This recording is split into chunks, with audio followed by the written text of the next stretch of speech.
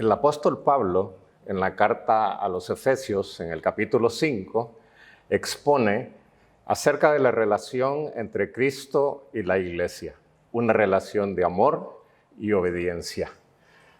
Un modelo celestial para todo matrimonio terrenal.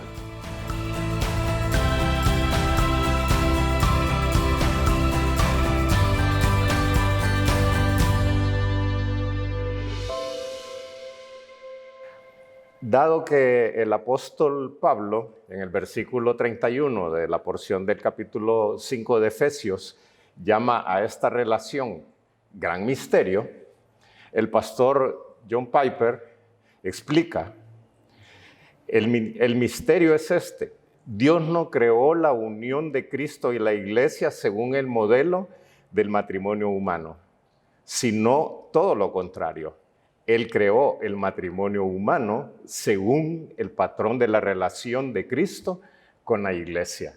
Una interesante aseveración que hace el pastor John Piper, porque realmente esta relación de la Iglesia con Cristo fue algo que fue creado o pensado desde la eternidad.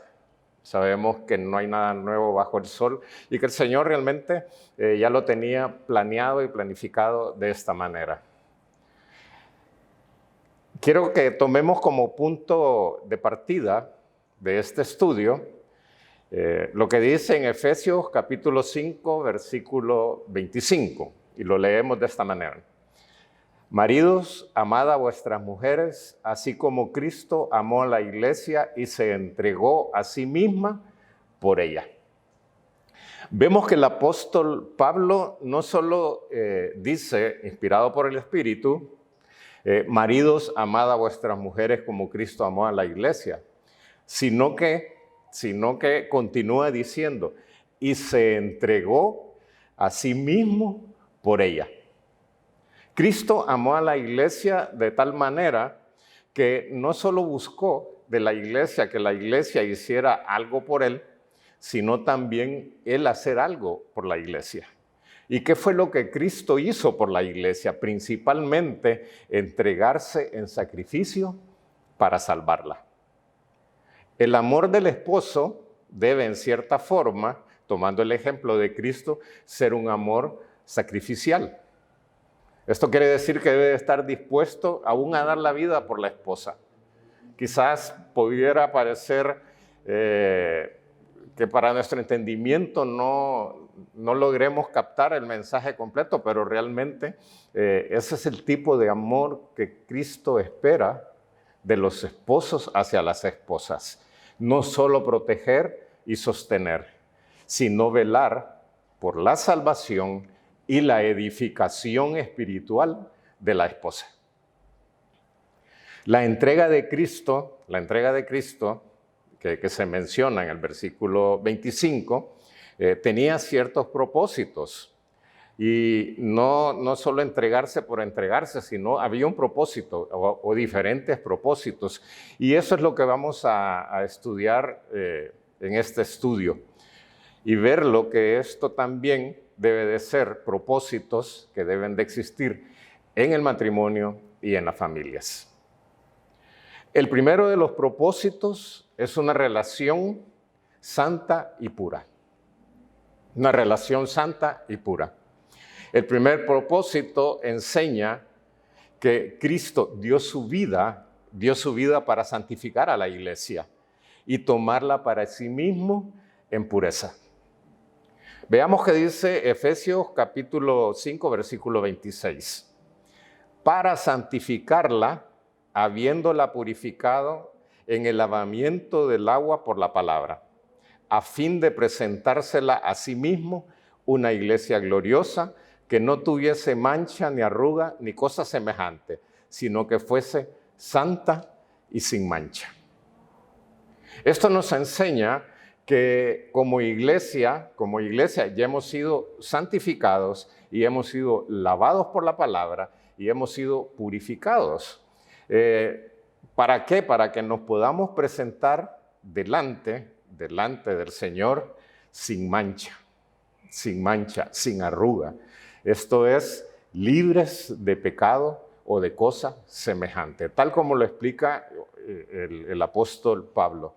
¿Cuándo será que nos presentaremos delante de Cristo como esa iglesia sin mancha, sin arruga, pura, perfecta? Pues será en el día que el Señor Jesús venga por su iglesia. La iglesia y los creyentes hasta este momento no vamos a carecer de manchas y arrugas, sino hasta que nos presentemos en la gloria con Cristo.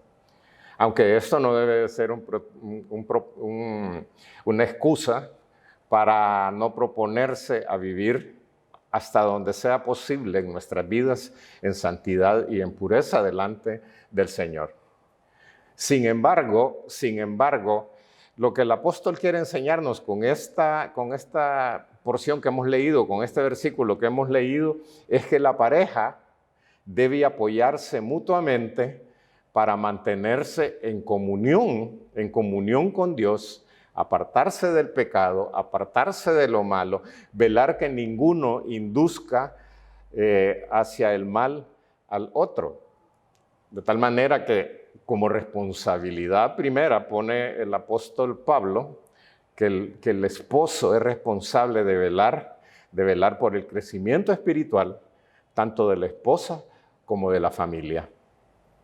El verdadero amor, entonces, al que Pablo nos está guiando a través de la Escritura, es que el verdadero amor se vuelve santificador y purificador. El segundo propósito que encontramos es que debemos amarla como a nosotros mismos, amarla como a sí mismo, dice la Escritura, como Jesús amó a la iglesia. La entrega de Cristo a su esposa no es momentánea, jamás termina, porque el amor de Cristo por la iglesia es un amor eterno. El Señor nos dice que Él eternamente nos ha amado. El amor de Cristo es interminable, de tal manera que vive siempre para su esposa, vive para siempre para su iglesia, y la cuida y la protege como a sí mismo. Esto lo podemos leer en Efesios 5:28, que dice, así también los maridos deben amar a sus mujeres como a sus mismos cuerpos. El que ama a su mujer, a sí mismo se ama, porque nadie aborreció jamás a su propia carne, sino que la sustenta y la cuida, como también Cristo a la iglesia. Y el versículo 30 dice, porque somos miembros de su cuerpo, de su carne y de sus huesos. Vemos que debe de ser un amor que cuida. Un hombre debe amar a su esposa como ama su propio cuerpo, como ama a su propio cuerpo. Y en cierto sentido, vemos que la mujer forma parte del cuerpo del hombre, ya que Dios en la creación hizo al hombre. Pero luego que dijo que no era bueno que el hombre estuviera solo, tomó una de las costillas del hombre para hacer a la mujer. Entonces, cuando dice que nadie aborrece jamás su propio cuerpo, es una razón natural de que debemos entonces no solo amarla, sino también sustentarla y cuidarla como Cristo amó y sustentó y sigue amando y sustentando a su iglesia. El verdadero amor, entonces, no ama para obtener servicios o beneficios de la pareja, ni para asegurarse una satisfacción de sus necesidades físicas, sino más bien el verdadero amor se refleja cuando se preocupa, cuando sustenta, cuando cuida a la persona amada. El tercer propósito que encontramos en esta porción del capítulo 5 de Efesios es que es un amor inquebrantable o indivisible. Un amor inquebrantable o indivisible. El anhelo de Cristo es que su iglesia sea unida y fiel en todo tiempo. Unida y fiel en todo tiempo. Si recordamos en el Evangelio según San Juan, en el capítulo 17, los versículos 11, 21 y 22, Jesús está orando al Padre, porque Él ya está a punto de cumplir su propósito en la tierra y ascender a los cielos. Y en medio de esta oración, los versículos que hemos mencionado, encontraremos que siempre dice y pide que sean uno, que sus discípulos sean uno, así como el Padre y Él son uno solo. Y esto debería después ser en progresión con el resto de la iglesia. Del mismo modo, un esposo debe considerar su matrimonio como un solo cuerpo. Efesios 5, 31 y 32. Por esto dejará el hombre a su padre y a su madre y se unirá a su mujer. Y los dos serán una sola carne. Grande es este misterio, mas yo digo esto respecto de Cristo y de la iglesia. La palabra en el original griego usada cuando dice se unirá, significaba unido como unido en pegamento, unido de una manera muy firme. Por ejemplo, cuando la madera se le pone cola, pegamento para unir dos piezas, cuando ya el pegamento ha trabajado y ha obrado en las dos piezas de madera, cuando uno quiere separarla, normalmente es más fácil que la madera se quiebre, que la junta de pegamento se despegue. De tal manera que solo la muerte puede separar a los esposos. En esta forma nos convertimos entonces en una sola carne con Cristo. Un amor que debe de ser inquebrantable. Un amor que debe de ser inquebrantable, indivisible. Por eso dice que está escrito desde Génesis 2:24, por esto dejará el hombre a su padre y a su madre y se unirá a su mujer. Y ambos llegarán a ser una sola carne. Un amor que no lo puede dividir nada. Un amor que no lo puede separar nada. El amor, dice la palabra, nunca deja de ser. Entonces, Él está unido a ella como los miembros del cuerpo están unidos entre sí. Así como la iglesia debe de estar unida y cada uno formamos parte de la iglesia y somos miembros de un solo cuerpo y debemos de permanecer unidos, así también el esposo debe de permanecer unido con su esposa. Y como unidos en todos sus miembros, de tal manera que querer separarse de ella sería como desgarrar los miembros del cuerpo. En el versículo 32, entonces, cuando dice, grande es este misterio, mas yo digo esto respecto de Cristo y de la iglesia, debemos entender entonces la palabra misterio como algo que pasa al entendimiento humano y que debe de ser objeto de fe. Debemos de creerlo por fe. Porque, como digo, Pablo dice que grande es ese misterio. ¿Cómo poder entender que llegamos a ser una sola carne con nuestra esposa? ¿O cómo podemos llegar a entender que la iglesia va a estar unida eternamente y para siempre con Cristo? Así en la creación y en la unión de Adán y Eva, estaban ya desde entonces destinados en los designios de Dios a señalar a la unión de Cristo y la iglesia.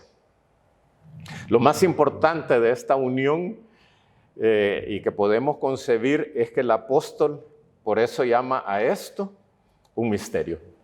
Un misterio. Y por eso John Piper dice que esto ya estaba desde el inicio, que esta unión entre Cristo y la iglesia no ha sido tomada del ejemplo de los matrimonios terrenales. Por el contrario, el matrimonio terrenal ha sido tomado del ejemplo de la unión de Cristo con la iglesia. El cuarto propósito que mencionaremos es el amor provoca la sujeción. Aquí, después de lo que hemos visto de cómo el esposo debe amar a su esposa y que debe entregarse por ella, aquí es donde debemos de afinar un poco nuestro entendimiento para poder comprender el versículo que leeremos a continuación. De que del mismo modo que un esposo ama a su esposa incondicionalmente y sin límite, incondicionalmente sin límite, la esposa también debe de aceptar que Dios ha puesto al esposo como cabeza del hogar. Veámoslo en las Sagradas Escrituras, Efesios 5, versículos 22 al 24. Las casadas estén sujetas a sus propios maridos, como al Señor. Porque el marido es cabeza de la mujer, así como Cristo es cabeza de la iglesia, la cual es su cuerpo y Él es su Salvador. Así que, como la iglesia está sujeta a Cristo, así también las casadas lo estén a sus maridos en todo. Enseña sobre el esposo como cabeza de la esposa, como líder de la familia. Y compara entonces a Cristo, lo compara como Cristo es la cabeza de la iglesia. Además señala que la iglesia debe someterse a Cristo. Y esta comparación entonces implica la sumisión de la mujer piadosa a su esposo amado. La frase o el versículo en el cual se menciona el marido es cabeza de la mujer se cita muy a menudo de una manera aislada, pero realmente la base del pasaje, la base de esta afirmación que el marido es cabeza de la mujer, no debe de ser en el sentido de dominio, sino en el sentido del amor. Por eso leímos primero que el llamado es que el marido debe de amar a su esposa. Entonces, el Señor está exhortando a la mujer, a la esposa, que esté sujeto a su marido. Y la sumisión de una esposa cristiana a su esposa se va a encontrar y se haya consentido en la misma manera que la esposa creyente se sujeta a Cristo como su Señor, que lo veíamos en el versículo 22. Para entenderlo mejor podríamos parafrasear este versículo diciendo: las casadas estén sujetas a sus esposos como ellas mismas están sujetas al Señor. Como ellas mismas están sujetas al Señor. La obediencia de la esposa en sujeción no depende directamente de la relación con su esposa, sino cómo está ella sujeta realmente a Cristo. Como conclusión, el pasaje de Efesios 5 sobre el matrimonio, en el versículo 33, que es el último versículo de ese pasaje, lo resume de esta manera: cada uno de ustedes ame también a su esposa como a sí mismo, y que la esposa respete a su marido. El amor y el respeto mutuo forman parte fundamental y básica del matrimonio que honra a Dios. Del mismo modo, el amor de Cristo por la iglesia y el amor y respeto de la iglesia por Cristo forman la base de una iglesia que honra a Dios. Les agradecemos mucho que se hayan conectado una vez más a estos estudios bíblicos. Es un esfuerzo y una bendición para nosotros poder compartir esta serie de estudios. Y una vez más, gracias por acompañarnos. Que el Señor les bendiga.